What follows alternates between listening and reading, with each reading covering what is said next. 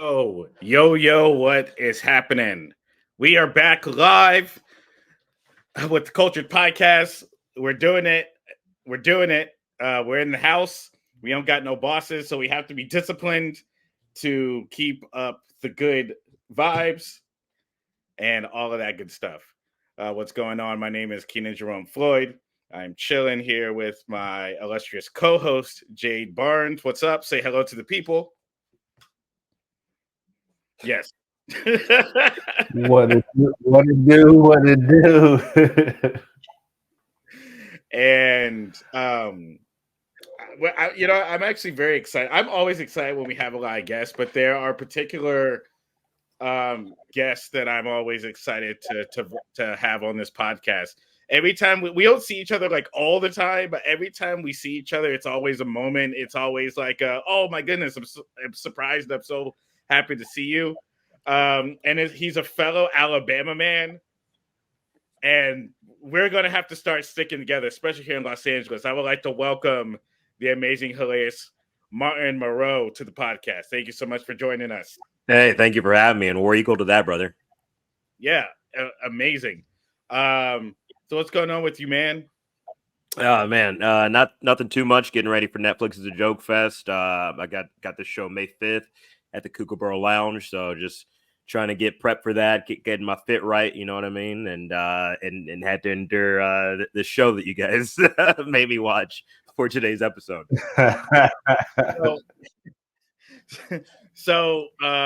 Wait, did Netflix's Joke start today?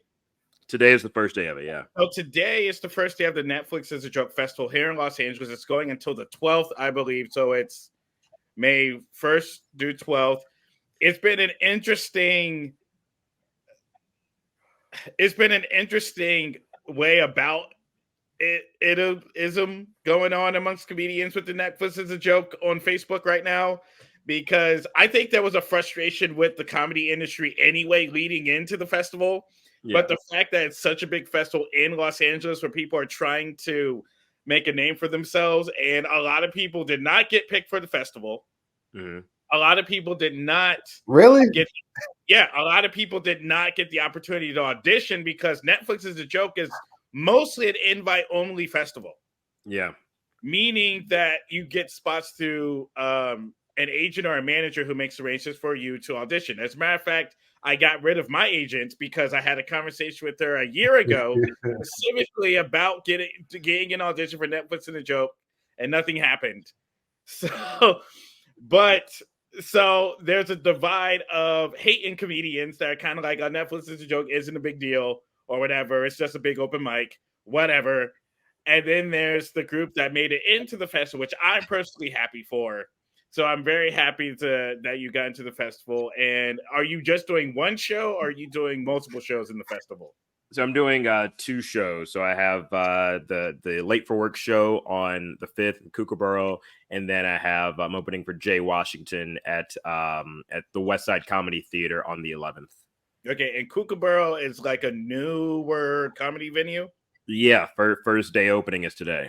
It's we're in the basement, Hollywood and Highland, yeah. So, Hollywood and Highland. So it's in the middle of Hollywood then. Yeah, That's obvious, but when I say in the middle of Hollywood, this means something. Like, it's basically where the Walk of Fame is. Yeah. So hopefully a lot of foot traffic. I guess we'll see. But yeah, it's at a good location, good spot.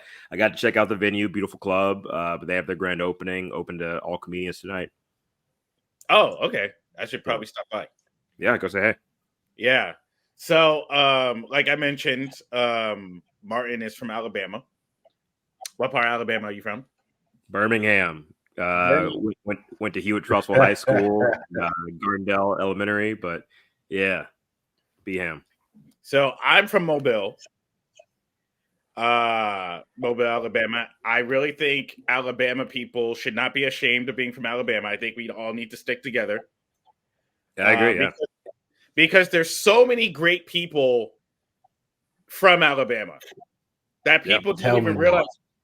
People don't even realize I'm from Alabama. Okay, first I'll say this. You were talking about the great people. Yeah, fuck you. I'll say this. A lot of black men from Alabama sound like Martin and I. Yes. I do not believe you. Yes. No, it's Oh, true. that's It's not like an been my experience. amalgamation of no, it's true. It's an amalgamation of I think when you try to neutralize an accent, you end up coming up with like more of a blank slate accent. So Okay. people other places are like, oh, why do you talk white? And it's like, no, man, it's just It's I straight grew up in a Webster, certain bro. part. It's Yeah. Webster. Well, because there's Martin, there's me, there's Roywood Jr., who has a little bit of a twang, but it's still like a very like proper, like it's like a proper voice, if you will. Orlando Yeah. Jones, who has more like bass in his voice, but it's still like a proper. Lionel Richie's from Alabama. Courtney Nat Cox. King Cole is from Alabama. Jesse Owens is from Alabama. The Buckeye. inventor of the Super Soaker and Nerf guns, Lonnie Johnson, and former NASA engineer, aerospace engineer, is Yeah. from my hometown, Mobile, Alabama. Rosa Parks is from Alabama. Coretta Scott King, Octavia Spencer, Angela to him. Davis, Talk to him. Saniqua Martin Green from Star Trek Discovery, and Laverne Cox. Bars. He's specifically from Mobile, but the rest are from Alabama, but specifically from Mobile. And Tuskegee University, one of the like most prestigious black HBCUs, is also in Tuskegee, Alabama. So I'm sick and tired of listening to people down in Alabama. Facts. And an honorable mention, because he's white, Tim Cook, the CEO of Apple, is from Mobile, but he's white, so whatever. But Hey man, I buy plenty of Apple products. All right, this phone is that? Apple, this computer's Apple. So as far as I know, Apple's black to me. It's in So my what- household. I am sure that all the Android users are going to use this for leverage. Of course, he's from Alabama, and his parents and grandparents probably had slaves. Even more reason for to be anti-Apple.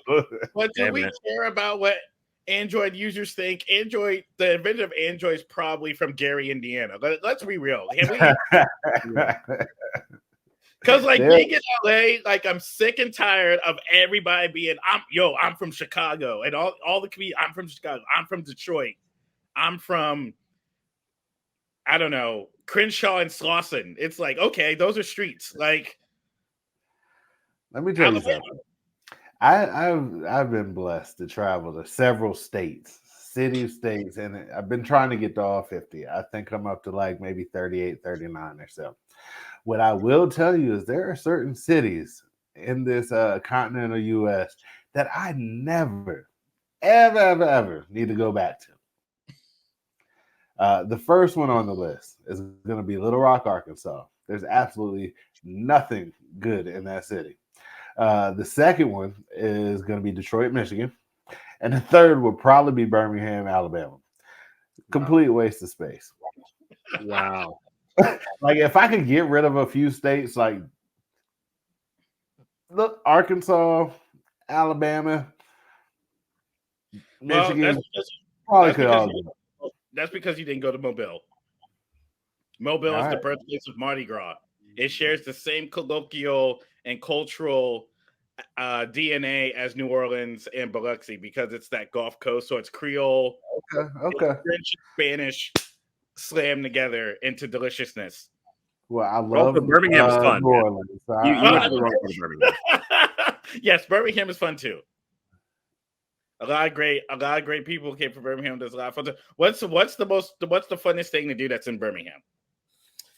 Ooh, we got a lot of breweries. Room service. No, man, we got a lot of breweries in Birmingham now. We had a what do you call it? A theme park called Alabama Adventure for a while. I remember Alabama. Yeah. I feel like it's either still around or they like just actually closed, but they went bankrupt like 15 different times. Before we get into this stuff, I gotta ask, when's the last time y'all been back and how often do you go back? I was back in February, I want to say. It's been a minute since I've been back to Mobile. I'm actually planning to go back this year to visit family because some family issues are going on. But tickets to Mobile specifically, that area is expensive. A ticket to Pensacola, which is like the nearest international airport, $600 from LAX. LAX is like, fuck that state. It's a flyover state, literally. They'll be like, fly to Atlanta, nigga. Like, that's what LA said. Or you have to go to Dallas and then from Dallas to Birmingham. I would probably drive. It's 18 hours to San Antonio. I got family in San Antonio. I'll drive there, and it's 10 hours from San Antonio to Mobile. That's Are you ridiculous. Not a drive. Yeah. Ridiculous. Well, I just got back from the Bay, so I feel my nose is wide open as far as road trips are concerned. What kind of car do you have? I have a Jeep Compass. Wait, what's the mileage? Horrible on gas. It's okay, like 20 miles a gallon. Yeah. But yeah, Alabama, stand up. But the main reason that we brought, by the way, you said Detroit. You said you don't care if Detroit gets taken off the map. People are really proud of being from that shitty city. So I don't know. The thing is, this is going to tie into the theme of kind of it ain't that bad from Good Times. Is like people from impoverished and water-tainted places have an extreme amount of pride. And I do not understand why these traps, like, I'm just not a fan. And I'm going to try not to offend any family and friends that are from Detroit. But that's one place where I thought y'all made cars and stuff, but like y'all seem to have an infinite amount of fabric and buttons that push to wear. I mean, like I've never seen. My first time seeing a suit that had 14 buttons going down the middle was from Detroit. So Steve Harvey stole his style from Detroit. It's almost like being from the in the army. You know what I mean? Like if you're like new to the Marines and you sit down at the table with all the hardened soldiers, they're like, you can't sit here. You're not from here. That's very much like anytime you say something about, they're like, you ain't from Detroit. Yes, but I have eyes. Like, you know what I mean? Like it's anyway. Right. I don't understand Detroit because they kill people. So let's move on to the main reason that we're here is to talk about Netflix's new critically acclaimed blockbusting animated series, Good Times. Black again. Now, let's go ahead and like show the trailer. Yeah. Before we get into this, how do I play this? Okay. I have important news. Let me guess. The state called and they want to cut you a disability check for your face. Hold up. You can get paid for that? All right. So let's just get rid of mystery. I hated the show.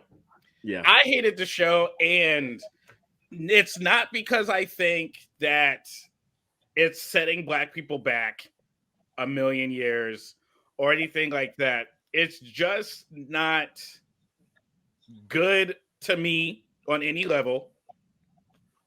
And it didn't need to be called Good Times. Now, I understand that they called it Good Times because of the IP, but just the whole show is a mess to me. And I'm going to let you guys express yourselves now, but that's my initial reaction to the show. Martin, what you have? Oh, God, I so many thoughts. I knew from the moment it opened with a singing cockroach in the shower what we were getting into. It felt like the PJs turned to a negative version of 11. You know what I mean? Just it went to too many different places. The animation style was kind of all over the place. The stories were just too stop and start and abrupt, or they are like it didn't seem to really have a core voice into the last 2 episodes. And even then that felt so like, wait, why is he in a gang? And also I didn't like they would censor niggas sometimes, and then sometimes they would say it. It's like, who is this for? Who are you censoring? You say every other word. Why are you censoring that word? Who is this for? because that's what it felt like. Oh, this is for like white people. This is definitely because they don't want white people quoting it. But yeah, man, it was a lot of really weird choices. And just don't get, and like I know a lot of comedians and a lot of people in LA have friends who, and even I do. I knew some people who worked on the show, but sometimes you have to be honest with yourself and with the people that you know and tell them when something is trash. And this show was not it. So let me ask you guys this: how many? And then I'll give my take. How many times have you watched it? I watched the whole season once, and I think that was enough for me to ascertain my opinion. What about you, Martin? Same thing, Mark. Yeah, I watched it. I did a binge. I started last night. I fell asleep during episode 3, and then I woke up and then finished it up. And yeah, man, I'm mad about the time I'll never get back. Okay, well, let me offer you this. So I watched it as soon as it came out, binged the whole season, and I was kind of unfazed, and it wasn't great. It wasn't trash, but like I couldn't find a happy place in the middle for it. Like I didn't know how to judge it. What I will tell you is I did rewatch it in preparation for today, and I found significantly more value in it and more entertainment the second time I watched it. So I don't know whether that's good or bad. Most people I don't think are binge watching a season multiple times. So if it takes that much to get there, you probably lost.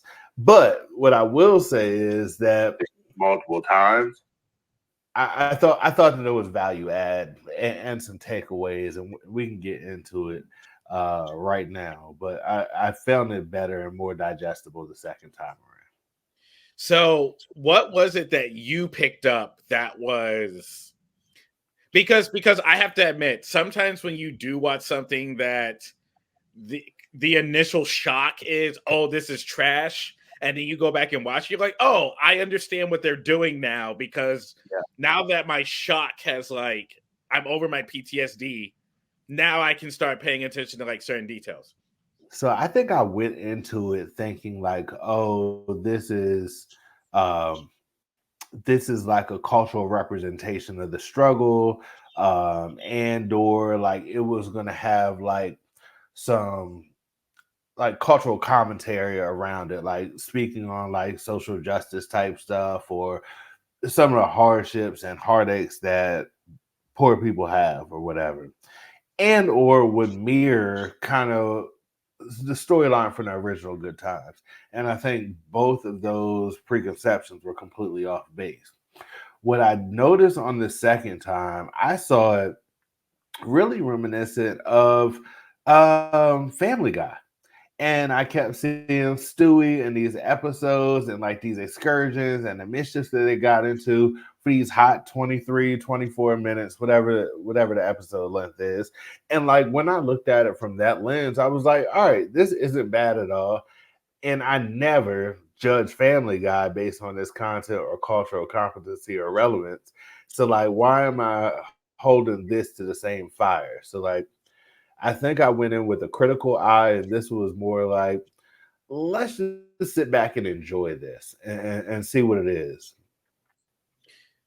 If I could say something there, I didn't go into it with okay.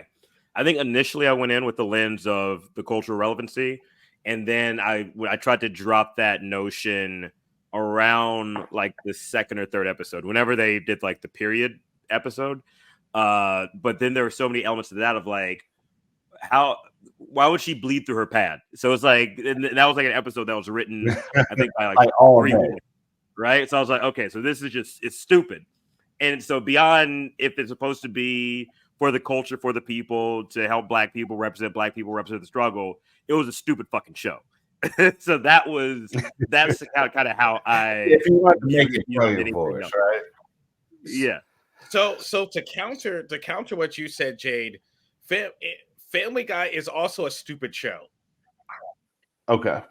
In the sense of, but Family Guy feels like it's stupid on purpose. Does that make sense? Because when you're watching Family Guy, there's really nothing at stake in any episode. They're not going into it with a message. It's here's a series of jokes, and we're just going to burn through this 25, 30 minutes of just all these random ass jokes. And that's kind of what Seth MacFarlane does best. Like, he's a very like lightweight, lighthearted. I'm just gonna put my team's gonna put whatever is the funniest into the episode, whether it makes sense or not, right? Yeah. So the reason I think that people look at Good Times differently is because the people around it were putting weight on the message of the show. Yeah. If you follow what happened on Twitter, people were commenting about it on Twitter, and specifically there was a writer on Twitter on the show, and then there was Yvette Nicole Brown, who's someone that a lot of comedians in LA know, who does the voice of the mom Beverly, was on Twitter criticizing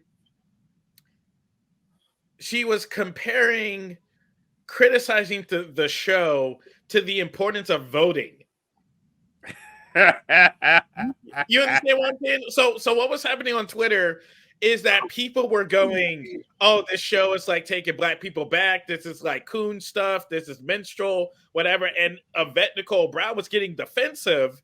And she was going, you know what? Instead of worrying about a satirical show about black culture, y'all should be worrying about who you're going to vote for in November. Because this is a show, but getting your abortion rights taken away is something that's going on in real life. And then she went on to say, and also, we have a special message for black people and liberation in the show that if you got past the first 6 episodes, you would see what we're really trying to do with the show. So already the conversation around the show was, this is something that's important that you should be watching. So get past all the jokes and the satire. We have an important message for you. So the way the show was presented, it wasn't, oh, this is just a goofy cartoon that happens to have black people in it.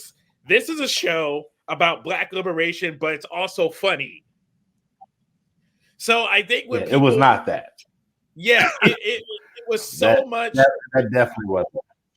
The show had so much weight behind it that when people went in to watch it, they were like, all right, so Yvette said that it gets better after episode 4.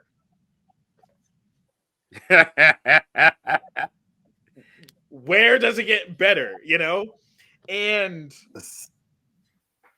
go ahead. I mean, like, I do feel her on that. Like, the first 3 episodes were a struggle. To start in with that much, for me, like, I enjoy watching stuff. So when I see it pop up, you got this ensemble cast, we got animation, black people in animation. I'm like, all right, bet this is gonna rock. So the first 3 episodes, I'm like, all right, there's a little slow. I'm not like having this belly laugh, knee slapping type setup. But like, it did get a little bit better. It got better for me as the season went, and I thought, I gotta ask, did it get better around the time that Elon Musk tried to kidnap the family to build struggle in Mars? Yes, that was funny to me. The whole Elon, Bill Gates, and whatever. I thought that was funny. I mean, I thought that was. I mean, it was one of those things. The show to me seemed like it was a lot of premise, but not much punchline. Like, I could appreciate like what they were trying to do. Like, for example, the difference between like Good Times and like Boondocks, for example, right, is that you'll have the same exact thing happen in Boondocks, but then there'll be a voice on the side that says, "Yo, these niggas are crazy." You know what I mean? Like, you'll have somebody that will actually be like, yo, this is crazy what these people are doing, right? So it takes you out of it where you're like, oh, shoot, like, this is absolutely sad. This is like poking fun at a subculture of the black community that doesn't necessarily represent all of us. But it's funny because it's something that we can laugh at. And someone in the show is also going, oh, this is ridiculous, right? Like, Grandpa Grandpa and Riley represent like the ignorant black side of the community, and Huey is like kind of the voice of reason. And then there's everybody that's around it. So you have them doing the ignorant shit, but then you have Huey going, yo, you guys are doing the ignorant shit, right? So there's a balance in the joke telling. And if I get cut in, I think that show. So, like, even if you're talking about let's talk about the setting, right? This is set on the south side of Chicago, and that alone has so many different elements that could be played with and could be made wonderfully. I've worked in the south side of Chicago. I love South Side, right? That was on Comedy Central for a few seasons. That show, I think, had a hilarious portrayal of quote unquote the struggle of blackness of Chicago. That was satirical in a lot of ways. That did poke fun, but also had messages behind it. And even that, like, let's take the Seth MacFarlane route, right? I don't like new Family Guy. There's older seasons of Family Guy kind of I fuck with, but I prefer American Dad because American Dad can go super silly, but it's still grounded in this is the core characters, this is the core family. So with Good Times, when there are certain things that I think they are doing by like episode 4 or 5 that should have been reserved for like seasons, 3 or 4, right? They went too far into the ridiculousness instead of sticking to like, hey, these are our core characters. These are the people you should get to know. This is the shit they have to deal with. We have a son with ADD. We have a drug dealing baby. Okay. A daughter who's constantly trying to, fight for the struggle, et cetera, et cetera. A dad who's a hustler and a mom who is trying to like kind of be the glue for all of this. And I would have even, thought to pull from the original Good Times and use elements and stories there to heighten that in this animated form and in this, modern format as well. But they did none of that. So that was a miss. So if you remember the original Good Times, in the last episode, now the original Good Times was, I guess, the first time a whole black family was presented on television. If I remember correctly. And Esther Rolle actually had to fight for James Evans to actually be on the show because he's like, yo, I want like a full family, right? And the purpose of the original Good Times was that they hung out, they lived in the projects, but they tried to do everything they can to get out. But if they couldn't get out, they at least had a moral compass that they were following, which kind of kept them intact amidst all the problems, all the stereotypical stuff, the pimps and the drug dealers and the gangs and all that stuff that happened that were going on around them in the hood to keep their children safe, to keep the family safe. And then every time they had a chance to get out the hood, Florida Evans prevented them from leaving because of white Jesus. To be honest with you, think Florida Evans was the villain of the original Good Times, but but that was the point of the show, right? And there was an episode where like Mike became a part of a gang, and then I think JJ got beat up by a gang or something, and then JJ like was dating like a single mom or something. It was like something weird like that. But the parents came in and was like, "No, you're not doing the shit." You know what I mean? And we had a glimpse of that with Junior joining the gang, but then you got the whole stick-up kid thing at the end, where it just got weird. And when you talk about like parents intervening, that was not how it played out here. Who shot JR? So Beverly and Reggie in the cartoon are the worst parents I've ever seen on television. They're the worst parents I've ever seen. Because at least James and Florida tried to make sure that their kids were okay given the circumstances, right?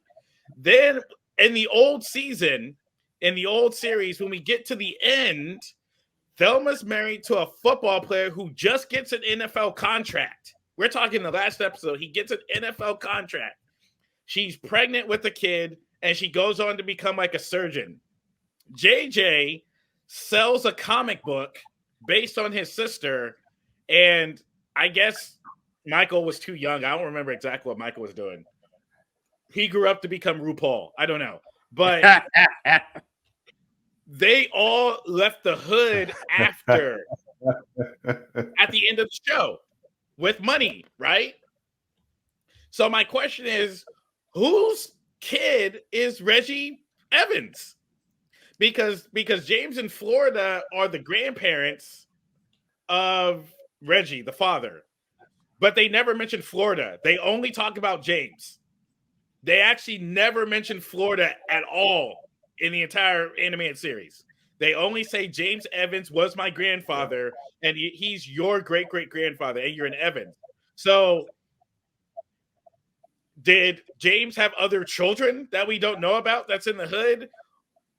If not, which of the 3 children is Reggie the son of, and how did they end up back in the same hood, in the same apartment as the original family if the kids became rich? My guess is JJ. I think JJ he lost all that money, you know, and then he was like, oh well, the struggle helped, and he went back and he died. Or maybe he comes back as a Republican. Maybe they just rehire. What's the dude's name? The actor James Evans. Oh, not James Evans. Walker. JJ Walker. JJ Walker. Yeah, Jimmy JJ Walker. Just hire. Because I heard he's allegedly sleeping with Ann Coulter. Ann Coulter. Yeah. So we could tie it all back in real life. So the grandfather got with Ann Coulter, left the kids behind in the hood. Yes. I mean, it's just so many questions. So then okay, so let's just get into the show. First episode, you mentioned Reggie's in the shower singing the Good Times theme song. So apparently Good Times exist in this universe. The show exists in this universe. They're singing Good Times with a roach in the shower. Yeah. He's a cabbie driver who apparently can't make any money. Which why they would make him a cab driver in our Lord's year of 2024 is beyond me. Like that, like he can't make him an Uber driver. I think there's so many other jokes there. Yeah, like he was his own man, right? Yeah. Does Beverly in the first episode doesn't really work, I guess. Then you have, what was the son's name? Junior. So you had Reggie Jr. Then you had Gray, who was the activist daughter, and then you had the drug dealing baby who did not leave the house because they had to kick them out. Yeah, they kicked the baby out because he kept selling drugs. Now the funny thing about the drug dealing baby was that he was selling Adderall to white women. I thought that was pretty funny. Hilarious. So like that aspect of the joke I appreciated because it does speak on like white people going to the hood to get drugs. I mean, that's been like a trope all the way back to what was that movie where the white guy went to the hood? South Central. Don't Be a Menace. Was it Don't Be a Menace? But I also think it was in South Central too. Oh, that's right. Yeah. The white guy goes, and then Glenn Powell comes out. It's like, what the fuck you doing here? You know? Yeah. So it's like on paper, you're like, this show has the potential to be funny. However, there's no voice that's saying, y'all know this is ridiculous, right? Like that's what the show was missing for me, where it was like, no one is saying, yo, this is ridiculous. It's supposed to be Marsa's character, Gray. I just don't think it does enough. She is the little Michael, the activist, the standing up for a cause. Like she's the protester. She's the one that is supposed to be that voice. I just don't think it was dope enough. I don't think it tied everything together. And say this is what's happening right now in our family, in our presence, and like this shit's ridiculous. What ended up happening, she's like an isolated character. And you know what this made me think of? It almost made me feel like they recorded this separately versus being together when they did the voiceovers. It was just like, here are your lines, and we're going to match it up with the animation and the storyline.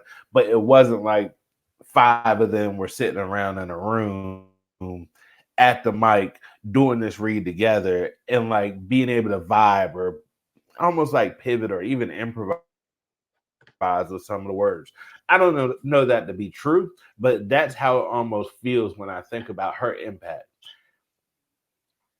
Yeah, I mean, the issue with Gray is that she's a 2020 to 2024 activist, which means she thinks doing stuff online and holding up signs does something. The difference between Michael was well versed in what he was talking about.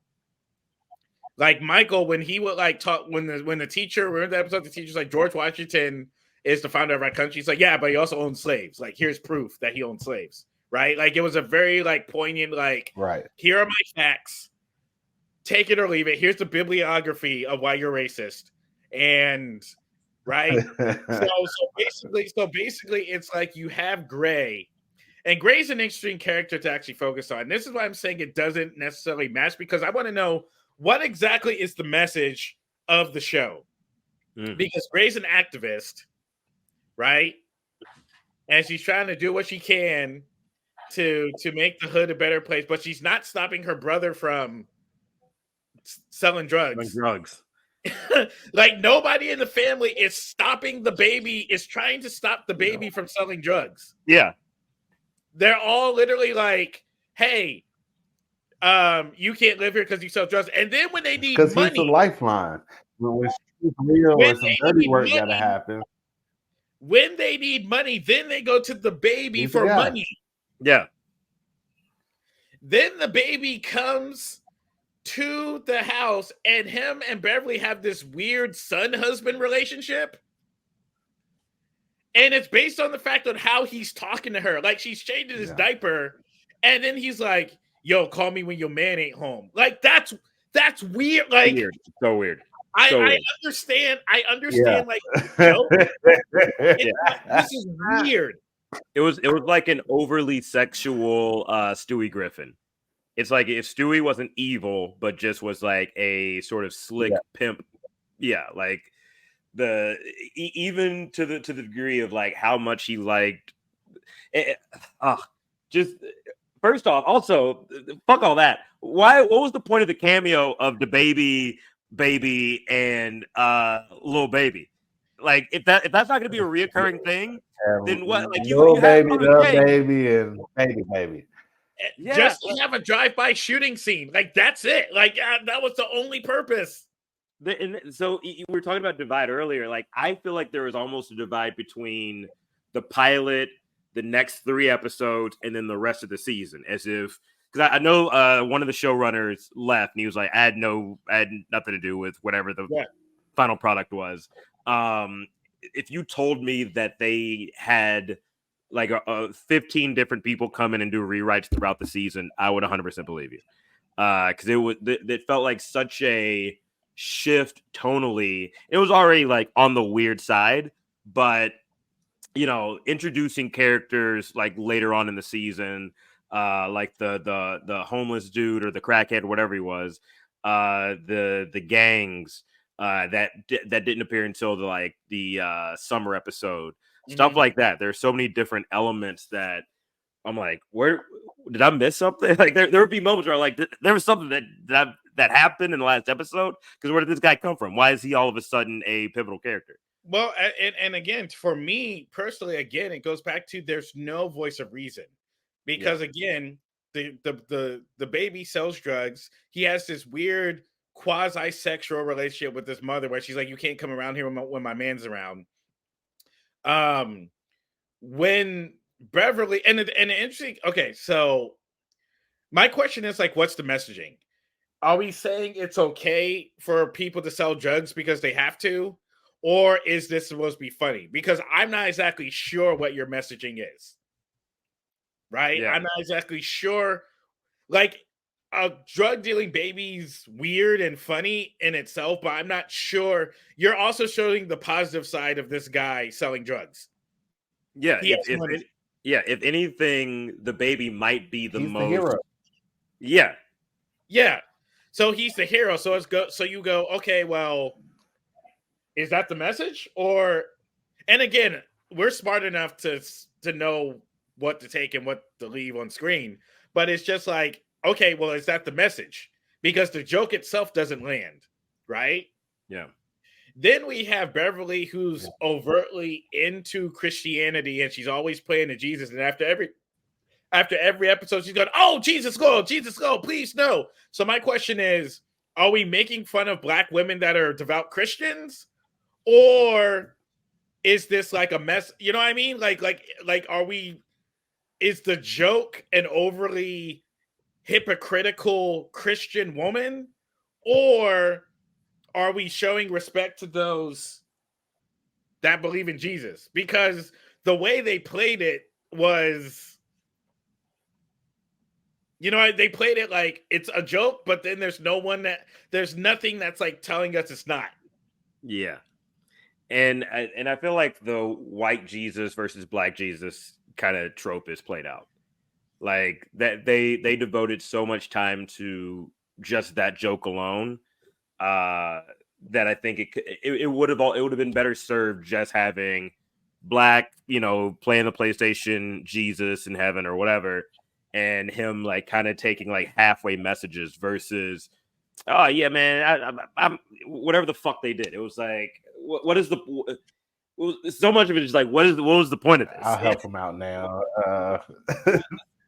Well, so then from there, then we get to, we have Junior who has ADD, but he has an amazing art skill. So I liked how they portrayed him as, well, I'm not doing good in school because I have ADD, I have ADHD, and I'm more of a creative person. And I thought they were going to go somewhere with that, but then even that plot goes into a brick wall because you're like, okay, now he's in the gang and he's okay with killing people. Yeah. Right. Also, it seems like his ADD went away as soon as he joined the gang. So then is the message is gang members. Go ahead. So it's the message that gang members have ADHD. Let me jump in real quick. Like, is that the joke? Okay, go ahead. I feel like, so this was one of the second time looks, and I was just like, you know what? Like in that moment, I agree with you that they had an opportunity to address not only ADD, but taking medication to like tame it.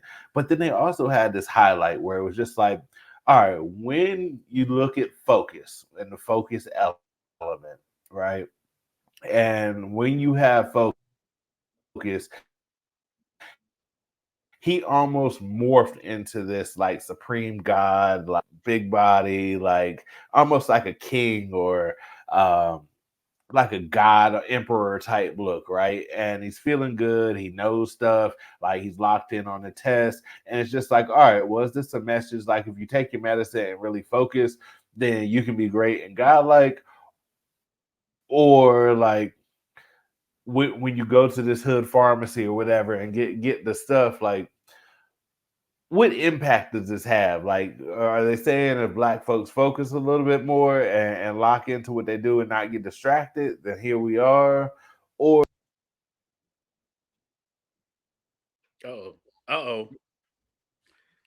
See, that's the system. The system didn't want my brother. Netflix was listening, Jade. Netflix has more power. Speaking of Tim Cook, Netflix has more power. What if they don't want black people to like the show, and that's why they're silencing the one defender of it? Well, they probably already have a second season to go. They probably, because they give shows like two seasons, which is they like left it with a cliffhanger. They ended the show the way they did, because I'm like, what? This was hard. You don't think people are gonna actually come back and watch this? Okay, so we'll get to it when we come back, but I'll go ahead and like continue. The messaging was just weird. Yeah. Okay, continue, Jade. Continue what you were saying. Yes. I'm back. Sorry, what was the last thing you heard? You might as well start over at this point. I don't know. All I heard was like a white man's voice go, he's getting too real. Yeah, and then so came in and got becoming powerful. Yeah, go ahead. Go ahead. So like, I didn't know whether there was a message around like, all right, if you focus, then like that's going to give you more superpowers to accomplish any and everything, and had that godlike emperor type look, or whether it was addressing like black kids and dealing with ADHD and needing, or just the whole medication behind it and kind of notion from Black parents, like we don't want to put our kids on that stuff. He just needed a whooping. The focus, it was like if you don't focus in this classroom on these grades, I'm gonna focus on your ass type thing. So like it's almost like conflicting messages when you had an opportunity to make a statement from a comedic or satirical standpoint. What we needed was a classic Family Matters Full House recap of the episode at the end. You know, on the old shows, they have that moment where they go, you know, Dad, I learned today that I don't need drugs to be able to be great, or like whatever, right? Like, I think each episode kind of like needed that, because we're just like, okay, these people are just living in the wind, right? And then in that same episode, they stole a joke from the Cosby Show pilot, where Junior does the Theo Huxtable line, "Can't you just love me for who I am, not because of my grades?" And then Reggie goes, "That's the dumbest thing I've ever heard." And they tried to mask it by saying, "This ain't the Cosby Show," acknowledging that they actually stole the joke from the Cosby Show. Yeah. Which also way too many Cosby references. Right. Yes. So we have the drug dealing baby, who has a weird relationship with his mom, quasi-sexual son-husband relationship with his mom, which is strange. He gets as a matter of fact, he gets a Jamaican maid and says, "I have needs," which is like which also goes into the sexualization of young Black boys, and also young Black boys being viewed as adults. So the question is, are we doing this as a satire to put that on display, or y'all just thought this was funny and just didn't lay in the joke? I'm not exactly sure what they're going for. The interesting thing about... I'm going to go with the former. And I think there was... No, go ahead. I was just going to say, I think that it was more intentional than we're giving them credit for. I don't think it landed well across the board in the overall presentation, but I think it was intentional. Yeah, like I said, it was premise. It wasn't punch. Yeah. So then we get to the episode about Gray having her period, which was already done in Big Mouth, which is also on Netflix. Which that was another thing I was going to say. That episode, it didn't fit right with the structure of the show, and the way they displayed it, and the way they, like, again, why would she bleed through her pants? Why wouldn't she, with the teacher being like, "No, you have to stand up. You have to answer this question." I feel like that they played it. That's a weird thing to try to play for laughs if in a show that's not based on that.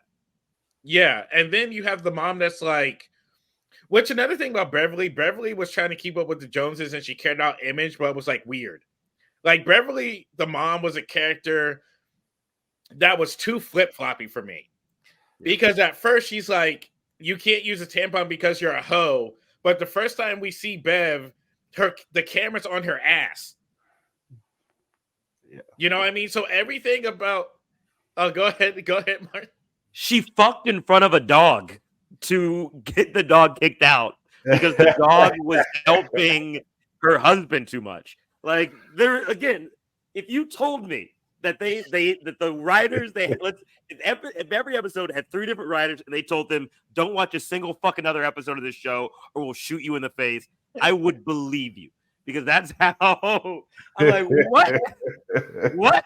There's just no consistency. We're like, okay, so Bev, we only focus on Bev's ass the first time we see her. Then she has this weird relationship with her son.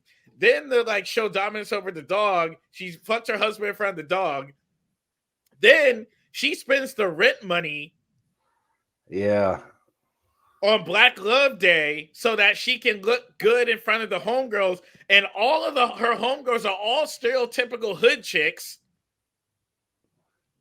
So that had me pissed. I'm like, bruh, you don't spend up the rent money, the backup money for these competitions and for the crowd. It was just like, all right. Is again though, I think this could be intentional. How many babes and just black folks, period, spending too much money, spending the rent money, the stunt for Instagram and TikTok and all these other things when that's not their authentic selves. And that's not best for them and their family, right? And I agree with that. But again, what is the messaging of the show? Is it saying that black women don't have impulse control? Because I'm going to be honest with you, the only black female on the show that had any look of sense was Gray. Yeah. Well, wait a minute. So let me come to Beverly's defense. There are things as a married man that Beverly did that I thought were effing fantastic, right? So, like, immediately when Reggie comes home, she's got a routine. Let me give him his favorite snacks. Even if she put in her little meditation thing and say, hey, tell me about your day, because he needed to get that off his chest. That is true. Like, that is a great thing for a husband to deal with, where your wife creates a safe place for you to vent. It ain't nagging, it's uninterrupted, it's just yes, nods. All right, you feel better, baby? Good to go, right? So I really appreciated that aspect of it. And like, she was down, and I think experienced a lot. So she loves her kids and ain't going anywhere for them. So like, although it's a weird mother baby type relationship, like, she still always had that unconditional love, which I think exists heavily when it comes to a black woman. Her care and attention to Reggie, I thought, was locked in. Like, she did a lot of nice things. Initiating sex, even though it was to get rid of the dog. Like, that's one of the things us married men, we look for stuff like that, right? Being able to vent, having some food and some snacks when we get home before we got to deal with all the problems. I thought that landed very, very well. Again, it did take me the second time to watch it before I was just like, oh, I see what's happening here. But like, that's a gem. And hopefully somebody finds that of value, especially if you're looking to be a wife. Do that. I do agree with that. I do agree. And that was like the first 3 episodes. And then it just all got left behind by the time we got to episode 4. Like, once we got to the period episode, all that shit got left behind. Yeah. She becomes a politician. She becomes the project president. And the other project president got eaten by rats. The baby kills the opposition. Yeah, the ops. So I suppose that's a reference to Scandal, maybe. I don't know if that was like intentional, but and no one says anything. Everyone's just like, "Oh, she did. She gone now. She gone, bro." 2-year-old, and that's the other thing. This is a 2-year-old murderer. Yeah, and they're like, "Oh, he deals Adderall, motherfucker. He kills people." yeah. He kills people. That's the main reason you kick, like, or even if we had to see him get kicked out because he killed people, that would have made more fucking sense. Yeah. Yeah. So he kills her. She becomes the project president. The smart thing that they did do that I thought was interesting was that they showed black politicians become corrupt by the system. Yeah. Which was interesting. It was a very interesting concept that they did, where they're like, she started off with the good intentions, but then she's like, now I got to do it. And then they had like the parody of like Lori Lightfoot, the mayor of Chicago, and like the police commissioner and like the fire, and they were all black, and they were like, yeah, well, this is how you play the game. It was interesting to see them go down that road. So then again, the question becomes, what's your messaging? Because I appreciate the joke, but are you telling me that black politicians are corrupt? I think they bundled all, like the mayor, the police chief, the fire captain. It's just like, yo, we got to be needed in order to be relevant. And when you cleaning up and making all this peace in the neighborhood, this ain't good for our business, and it's not good for us to have the funding and keep doing what we need to do. And I think that happens. I also think it's really authentic that politicians in general, when they go into politics, typically have a good heart and good plans. And then when you start seeing the hurdles, the challenges, all right, and being naive and not really understanding, like, hey, they said they're going to remodel this house. Everybody got to get out in 48 hours or 24 hours. Then like what's really happening? Are you going to be able to afford it? Are there leases signed? Like the logistics around it for that whole gentrification piece. So like there's moments and elements. Like I refuse to say it's just trash, but I also don't think it's the best product that could come together, especially when you look at the powerhouse ensemble cast of many comedians. Like, and I just cannot imagine them. All right, I see the script and I see, all right, it has potential if I'm one of them, right? I want to be a part of it. We got Steph Curry out here producing it. We've got all these different names that look good or whatever. Yeah, I'm gonna be a part. But I don't know that like when you look at the Martin show and you had the improv from like Tommy and Martin and Pam and all these, when they have the framework and then things morph into something better, right? I think that never happened with this piece. And the relevance just fell off from that standpoint. And like that's the shitty part of it, because it could be really good. So to kind of piggyback, but also divert from that, I think that the difference is, like you mentioned Martin, right? With Martin, it was, and to some degree, you could say the Wayans brothers and other shows like that. A lot of it was shit happens to us and we're black, versus with this show, it's shit is happening to us because we're black. I think if they had separated that, then the messaging, it wouldn't have felt like they're trying to punch us in the face with this idea of what it's supposed to be. And there's something else you said right before that, but I can't remember now. But I think that was the divide. It was this aspect of, oh no, everything is bad, and how we deal. But also they kept making certain situations worse on their own. And then we'd see like they would get out of a thing and then make money, and then that would kind of go away, or they'd kill problems, or fucking whatever. But it always kind of went back to, oh no, all of this is because we're black. And yes, there's a lot of shit that does happen to us as black people, but in a animated show that's supposed to be satire about that, if the joke is on us for being black and struggling, then it misses the point. And I think that, like, oh, I know what I was going to say, because you said of the cast, Jay Farrell did White Famous, and that was the worst show Showtime has ever done. And I like Jay Farrell, but that show also kind of proved like, oh man, you can have a really good point but miss the mark with that point, be it because of too many cooks in the kitchen or having an idea go way too far or whatever. But I think that's what limited the show's sensibility and timeliness and humor, is because they would have like the good bones of something and they would say, all right, what's the most left field bullshit we can do with this? Yeah. No, it was tough.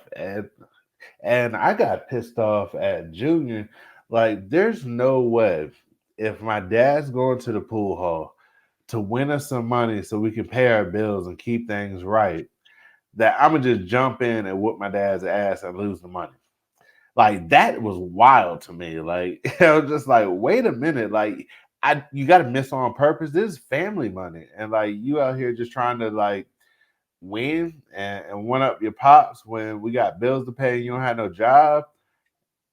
Like that, it was just weird. It was just like, I don't like this. I'd have had to beat that kid's ass. Yeah. But with that, they didn't even follow the trope, because every show has a stupid kid, right? There's a Cole character from Martin, or there's a JJ from the original Good Times.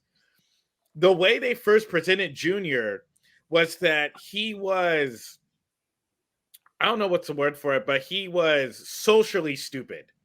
Mm-hmm. That's how they presented him at the beginning. Then all of a sudden, they leave that behind, and he becomes this amazing artist. He's doing Chicken Man, the cartoon or whatever, and he's really into comic books and stuff. Yeah. Then he does a painting. Then he becomes a stone cold killer that don't give a fuck about nobody. Yeah. It was a huge swing. Huge So, swing. You forgot when he was a savant basketball player. Oh, I totally even forgot about that whole episode. It's the thing where it's like there's not even like a consistency. Like in Martin, Cole was consistently dumb. He was everybody else would say something, and then Cole would say something, and then it would be dumb. The way they played Junior in this show is, he's playing against his dad because he's dumb. He's dumb, but he's smart at the same time. He's dumb in the sense that he doesn't pick up on social cues and what's happening around him. But when he really locks in on something, he's really good at, which is like ADHD or autism or whatever, right? Then we just flip it. Yeah. And he starts messing with this girl that's in the gang. And he's like, I'm going to kill the leader. And I'm going to go kill this nigga I don't even know. And I don't give a fuck. Like, he's literally like, I don't give a fuck. I'm going to kill this guy. Yeah. Then you have the baby who's like, oh, he's stepping on my territory. I'm going to have to kill my brother. Yeah, that got real weird when you had Reggie as the police officer with a gun on his son, the baby gun on him as a sniper, Junior with the gun on the other guy. It was a lot going on. It's just like, well, what are we saying here? What do we want to happen? Then you have the girlfriend who's like, well, I'm going to have to shoot him in the leg or in the side of the face because I don't want him to get killed. Then you have Reggie who becomes a cop. And obviously he's like, look, I don't want people to see me because they're going to kill me in the hood if they know I'm a cop, or I don't want my family to know because I got a drug dealing son. I got a drug dealing baby son. And my daughter's an activist who hates the cops, so I can't let them know. So then you have him and he's like, okay, I might have to kill my son. And this is all because the parents aren't even paying attention to what's happening with their kids in the first place, because the dad's trying to make the money, so he becomes a police officer with benefits. The mom is all up involved in making the hood better, that she brings on gentrification. So now black people are starting to be pushed out of the hood, and then Gray has to fight against her. So then Gray has to bring back crime. She has to bring back crime to the hood, and then she has to expose her mother for corruption. Yeah. And then Junior gets shot after becoming a dumb artist who's really good at what he's done, who has potential as growing, gets shot at the end. And then the episode ends. No one sits down and says, you know what? As long as we have each other, we're going to be all right. No one does none of that shit. You were waiting for that come to Jesus moment. That never happened. Just for us to be like, okay, people are paying attention to what's happening. Yeah. Can I? Go ahead. No, I was going to say how I would have rewritten at least the first two episodes is I would have had the gang actively recruiting Junior from the jump. That you could play into the element of, this is a guy who's been held back 3 times. He can't focus. But then he falls in love with this girl who happens to be in this gang. And this could be just like his B plot throughout the entire series, to see him slowly get corrupted. Because like I said, like in episode 8, he's a fucking crime fighter in a chicken suit. And then in 9 and 10, in episode 9, he likes the girl. He starts to join the gang. Episode 10, he just bought the shit out of nowhere. Very, very quickly. Yeah. I'm like, what the fuck? You know, and also, how the fuck do they afford tattoos? How do they afforded full body tattoos? These niggas can't afford, their house flooded. But all of a sudden, you can afford full body tattoos. Tattoos are like $100 a pop. All right. Yeah. And then you have Gray falls in love with the thug who basically is like, hold my gun so that you can get a charge and I won't get charged because I'm on probation. And I like the fact that she kind of was like, hey, I can't be in love with you because you're a criminal or whatever. Like, that was cool. And I guess that's like a story that's like, even though she's like an activist and wants the best, she still falls into the trope of. But at the end of the day, what Martin says is that none of these characters have agency in the show, because at the end of every episode, they go, well, we black. That's the reason why this happens to us. So this is the reason why we make bad decisions, because it's the system, it's white people, and we're black. Yeah. So it's getting to a point now where I think the black community is sick of being told that they're victims by the media. I mean, that's really we're and I actually did this on my TikTok today. There's been this conversation about like Amanda Seales and like Candace Owens. Yeah. And they're like, well, how come Candace Owens is much more accepted than Amanda Seales? And I think people are scared of the answer because it's going to reveal a lot about us. What's the answer? Yeah, please. The answer is that the black, and I can't speak for the black community, but like what I've been noticing and people that I know and what I've been noticing online, a lot of people that are in the black community that are not involved in Hollywood, that are like in other parts of the country, are ready to move forward. Yeah. This has been, the Black Lives Matter years have been a lot. It's been a lot for everybody. It's been, we've been watching people that look like us get killed on the news and on TikTok and on Facebook. They've normalized it. Yeah. We've normalized it. There's black relationship podcasts that we're not getting along. Like men and women are not getting along. We voted someone into office that has shown that doesn't have our best interest at heart. We're in the middle of a recession and nobody is saying anything. Yeah. And the people that are getting affected by it the most is us. So we're trying to make ends meet. Everybody's almost on food stamps and all that stuff. It's getting to a point where we're like, we want to move forward. So to have someone come to us and say, well, you know why you're in that issue? Because you're black. Is because you're black. So you should vote Democrat for the next election. No, nigga. Like, when do we just come together and just come up with a solution? Like, people, I feel like people are just tired. So what happens with like a Candace Owens is that she comes in and says, hey, even though I'm married to a white guy and have like biracial kids, this is the solution. This is what the media is pushing. And this is how I think we need to move forward as a people. And I think giving the circumstances that we're in now, how it's a little tougher for a lot of us, we're listening to that versus, oh, you black, so you can't really have a good life in America. I just think people are just emotionally exhausted. Yeah. And I feel like that Good Times came out at a wrong time where people are like, we're tired of being told that we're all thugs. We're tired of being told that we're all ghetto. We're tired of being told that America doesn't love us. We're tired of being told that we're less than. So I just think like if Good Times came out maybe in 2020, it probably would have been more successful. But I think right now in 2024, I think people are like, we don't want to see the shit anymore. Yeah. I mean, it showed up. I mean, it got a 3 and some change out of 10 on IMDb. I think the numbers speak. Which gets me and pisses me off is that, again, you have such a star-studded ensemble cast of a bunch of funny people. And it seemed like no shortage of money to deliver on this, and it was an opportunity missed. I'm going to pivot really quickly because you brought up a couple things around Amanda Seales, autism, and thinking about Gray's character. Don't diagnose autism with that. Yeah, I mean, I can deal with that, but here's the thing for me. So Gray's character, everybody hated her because she always wanted. Oh, you're always trying to be too smart. You're always all the time, and it reminded me of Amanda Seales immediately and her interview on Club Shay Shay, where people hated on her for being too light skinned or too smart, and she always kind of gives off this, I'm smarter than everyone else, and I need you to know that I'm educated and smart. And like that's what I saw with Gray's character.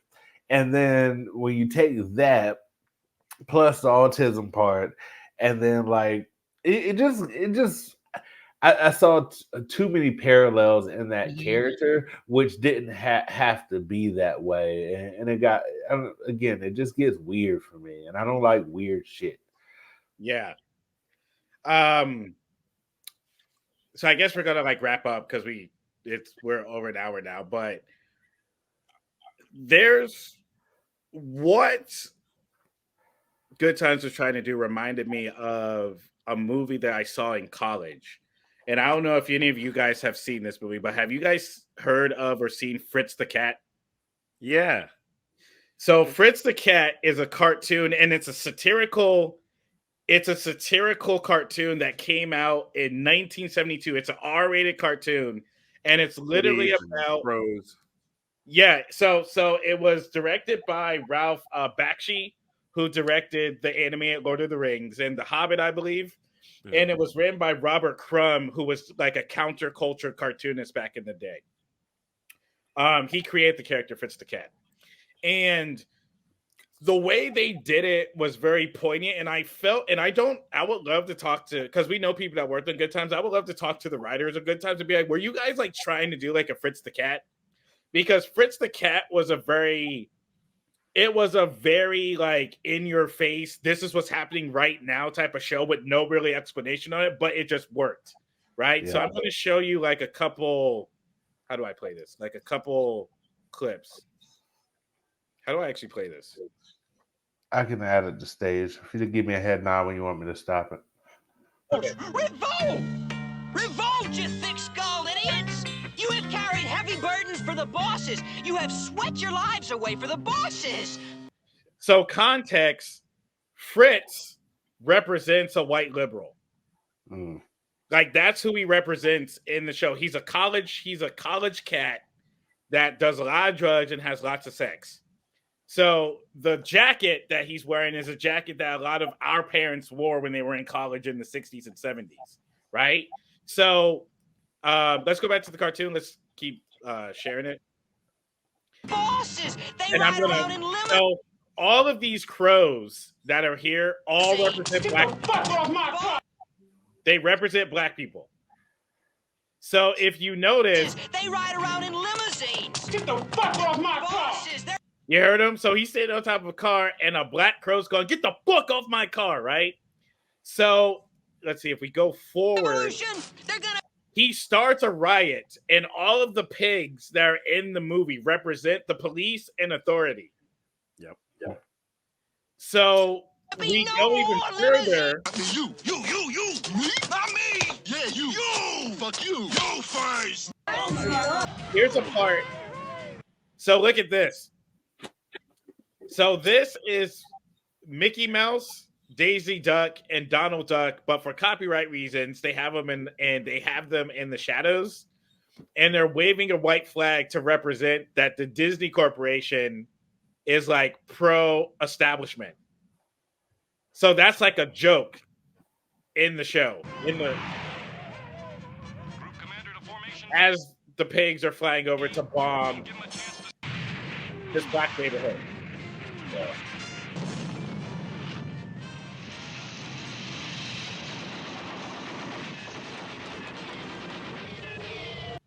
All right, you can take it off the. Okay, remove from stage. So I only was showing that to say, look, I understand what Good Times was doing, but there's like a way of doing it. The thing that saved like Fritz the Cat was that they had animals representing each group. So you like, you know what I mean? Like you got it. You're like, okay, I understand that this is satire because crows represent black people and Jim Crow. Okay, got it. Pigs obviously represent the police. Got it. They had like dogs representing like Jews. Like it was like, it was you like you have to see the movie to understand, but like each animal was like the stereotype of that particular race. So that when you saw it, you're like, oh, I get like what they're doing, right? But they didn't pull back punches. Like they were doing exactly what Good Times was doing, where it was like, okay, this is what it's like in the hood. We're admitting that I guess they're trying to say that Chicago is extremely violent and blah, blah, which was also confusing to me because I'm like, that seems like a conservative talking point to say that Chicago's really violent. Like I'm confused. I'm confused like what the messaging is. Is Chicago extremely violent or not? Like, yeah. What are we talking about? But it's an example of I know what Good Times was going for because something like Fritz the Cat, the Boondocks, the PJs, All in the Family, the original Good Times, all of those shows exist. So I know what they were trying to do. But for me, it was too much setup and no punch. And that's why the show fell flat for me. Yeah, for sure. But it comes to the point, we got to wrap up. Martin, as one, thank you again for being here as a guest. We always love to hear your opinion. One thing that we would love to do is make sure that you let the audience know where they can find you, any projects that you're working on that you're super proud about, and anything else you want to share about you, your brand. Please do not hold back, gloat, brag, do everything that you need to make sure they know who the F you are. Yeah. Again, give me a follow on Instagram, TikTok, Twitter at Martin M. Morrow, spelled like tomorrow. I have Before the Bell podcast with myself, CT, Jay. We talk wrestling and wrestling related things. So that, it's over on YouTube, on Spotify, all that jazz. Before that's the letter B, the number 4, the Bell podcast. If anybody's in Seattle, I'm going to be performing there 16th through the 18th of May at Club Comedy Seattle. So come check me out with my boy Law Barons. And that's really it. I post all my shows on my Instagram stories. So if you're in LA or any other city, come out and appreciate the time, and glad to be here and glad to talk the bad times of good times. Hopefully, there's a season 2, and it's significantly better. They left it open. They left it wide open. We need a season 2 for improvement. They can take our notes, and we'll have a banger. Hey man, hire us as the writers. There you go. We need jobs. Yeah. All right, Kenny, take us out of here, man. All right. Well, you guys have joined us for another episode of the Kultur'd podcast. I've been your host, Keenan J. Floyd, with my amazing co-host, Jade Barnes. Where can we find you, Jade? Get me at Jade Brandon. And yeah, make sure you follow us, follow Jade, follow Martin. You can follow me at Keenan J. Floyd on Instagram, TikTok, Facebook. I'm also Keenan Jerome Floyd. And also I have another YouTube page, Keenan Jerome Floyd. You can follow me there. This podcast, you can follow us on TikTok and on Instagram at Kultur'd Pod. And also subscribe to our YouTube. Like, share, leave a comment. We'll interact with you. And also subscribe. We want everyone to continue to join us for this conversation. Thank you so much, Martin, for joining us. Jade, you're always awesome. Thank you so much for joining us, everybody, and we will catch you next time.